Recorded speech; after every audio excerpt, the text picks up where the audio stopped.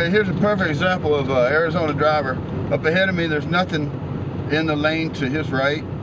He's just in the passing lane, cruising around, unaware that, you know, that there's nothing to his right, unaware that somebody could possibly be coming up to his left. They drive like, you know, they own the road. They don't have to share the road with anybody.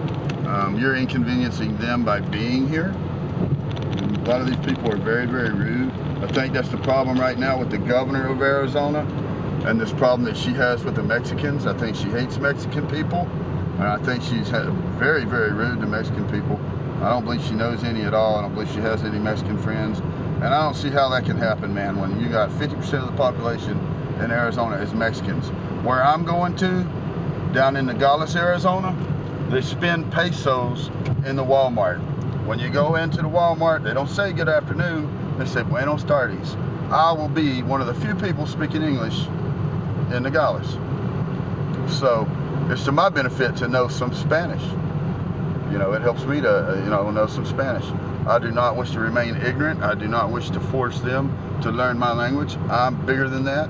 My mind is bigger than that. But the people that run the state of Arizona see things differently.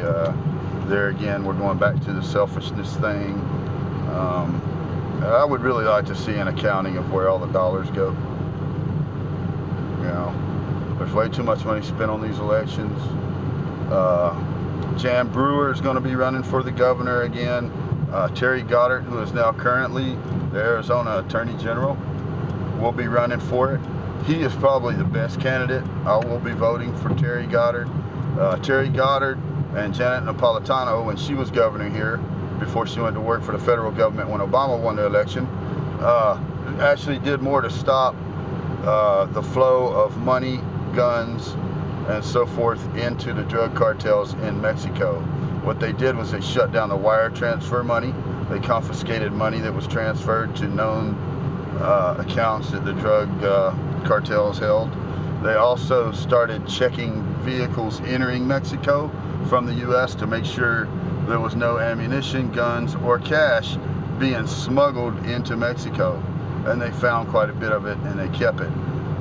Governor Brewer did nothing like that. She had nothing to do with that.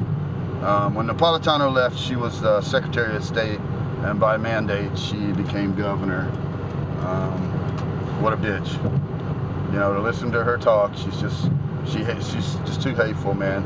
She hates Obama. She, you know, some fucking Republican bitch, man. It's just killing me. So I had to say something about it. But people are real prejudiced against Mexicans, especially for somebody that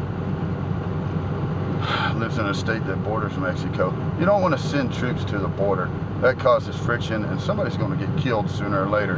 There's going to be a shot fired if you build up troops. There's no huge major crisis actually going on at the border. That's what I wanted to show you today. It's full of goddamn golf course condominium homes. You know, Rambler, 3-bedroom Rambler on the golf course. It's full of retired people. They're very wealthy, stock market money people, that kind of thing. It's just unbelievable what the governor and some of the other people in the state will portray in the media as being an immediate crisis. You know, they act like there's gangs of Mexicans running across into the U.S. every night, killing people and slaughtering their animals and stuff, and it's just not true. None of it's true. It's all hate.